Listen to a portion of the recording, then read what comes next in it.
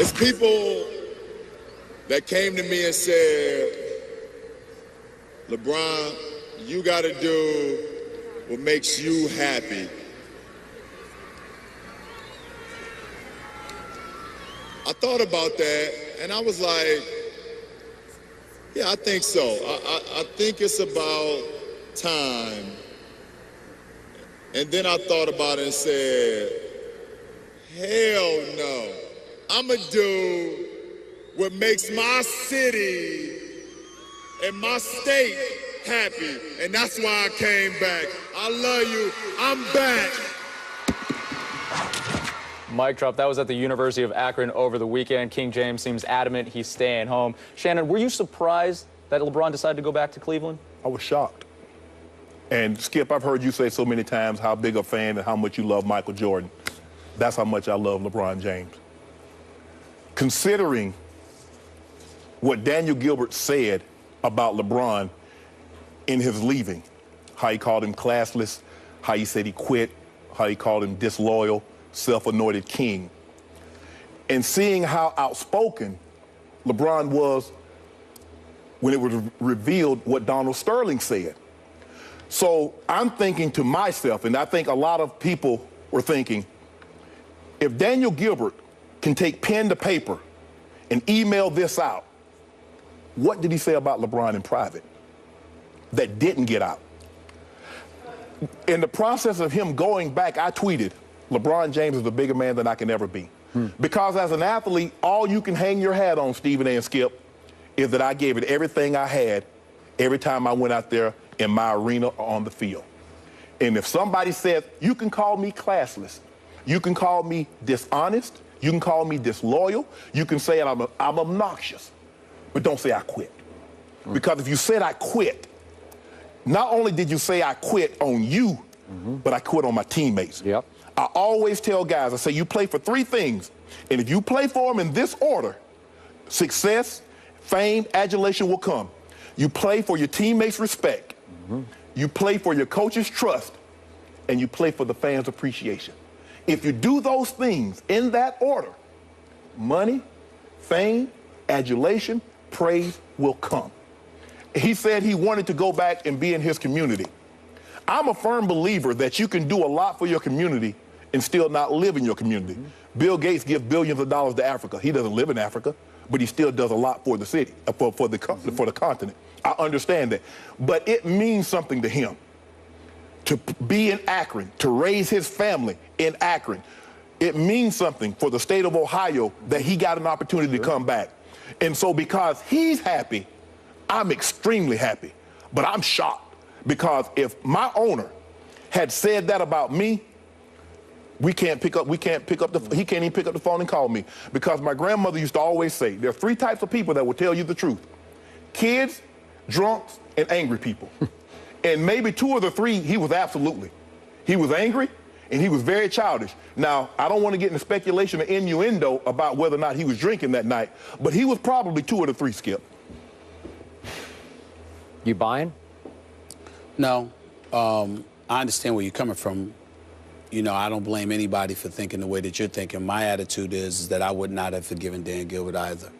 To say that I quit, to call me classless, and some of the things that he said, it would have been very difficult for me to let that go.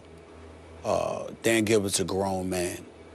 He does a lot of great things in the city of Detroit, state of Michigan, which is, you know, where he's connected to.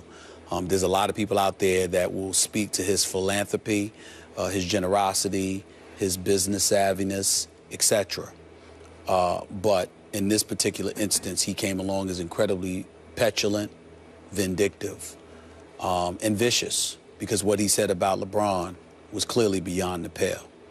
With that being said, let's give LeBron credit for being accountable, because the one thing that I don't believe he mentioned in deciding to go back to Cleveland, talking about the love for the city and, you know, himself, his family, et cetera, LeBron left out the part about him feeling the need to be culpable, maybe. LeBron James was not just paid what he was paid, and he earned every penny, and he was worth more than he was getting paid, but the CBA wouldn't allow him to get so much. But Dan Gilbert did extend himself. The practice facility near the home in Akron, the level of carte blanche treatment he gave to LeBron and his inner circle.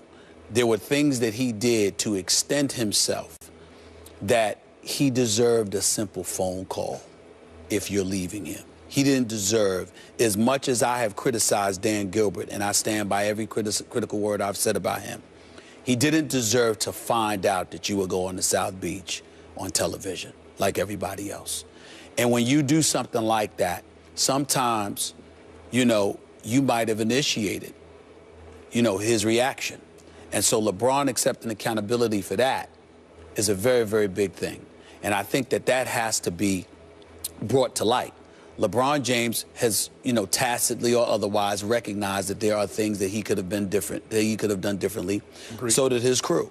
And those are the great guys, Randy and Maverick and Richard. They're great guys, man, and they're doing a lot of good things. And they ain't just LeBron's boys. They're doing their own thing. And he facilitated them being in a position to do their own thing. But give them credit where credit is due. When we live in a nation and we're looking at black youth and some of the problems that they had, that we have as a community, and here you got guys that obviously have a connection and a friendship with LeBron, but they used it to springboard themselves and are doing their own thing, and they deserve a lot of credit for that.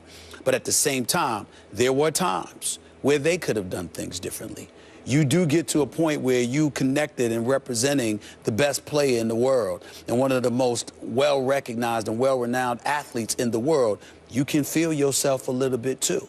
And so all of these things come into consideration. I can tell you right now, the level of maturity that you'd witness from all of them right now wasn't necessarily apparent then. 4 years ago. And that's what I think we're seeing right now. I think that's what has reached fruition. Still doesn't absolve Dan Gilbert. Please don't get me wrong. Right. But it's not about him. It's about you, your maturation process, and ultimately what makes you happy, being surrounded. You got a lot of people, for example, we love L.A., but a lot of people look at the city of L.A., you know, that Hollywood environment, and they feel like stuff is fake. You look at Miami, that's like a connection. That's like the little stepsister of Hollywood, you know, in terms of how things can seem fake at times, depending on what place you go. But in Cleveland, it's home. Yeah. You know, it's blue, it's your roots. And you got that, man. Dan Gilbert does it way more than that. So you're saying that LeBron was somewhat at fault? Yes, I've always said that. For angering that owner to the point that he hit sin that night, right? To some degree, yes, Skip, because the man didn't just pay you. He was extending himself and capitulating to a lot of different things because LeBron was approaching free agency. And it's one of those, this is the way I would put it. Last thing I'm going to say. Let's just say, for sake of argument, just a hypothetical situation. I know I'm leaving, but I don't tell you. Right. But everything you throw my way, I smile in your face and I just take and I take and I take. And then all of a sudden you leave me anyway. In the back of your mind, if not the forefront of your mind, what you're asking yourself is, did I need to take? Did I need to do that? You know, I'm saying, if you're Dan Gilbert, you're like, did they need to do that? If you knew you were leaving, you know, did you have to exploit? And that's what I'm trying to say. And I don't want to use that in the most negative light, because I'm certainly not accusing LeBron of doing that. I'm just saying you kind of knew you were on your way out. And when Dan Gilbert alluded to folks, you know, him quitting, Dan Gilbert's the owner. You said that because that's what you were being told. Because the people that were smiling in LeBron James' face were betraying him and his friends and his family behind his back. And Dan Gilbert was sitting there throwing stuff at you anyway. So, again, there's fault on both sides, and I can see it. Skip, before you go, let me say this. Sure. Just remember, and I tell guys this all the time. I even tell my kids, there are two things you can never get back. Words spoken and deeds done. You can apologize, you can throw a lot of money at them, but people will always remember what you said, and they'll always remember what you did.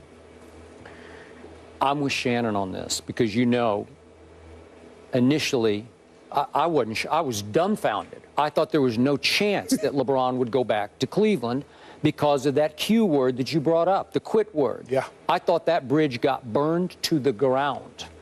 And furthermore, and I don't want to, this is all water under a bridge that got burned, but I thought he and D-Wade had such a deep bond that Dwayne was there for LeBron when LeBron struggled through that 2011 finals. And I thought LeBron would want to be there for Dwayne as he tried to bounce back next year, and I believe he will.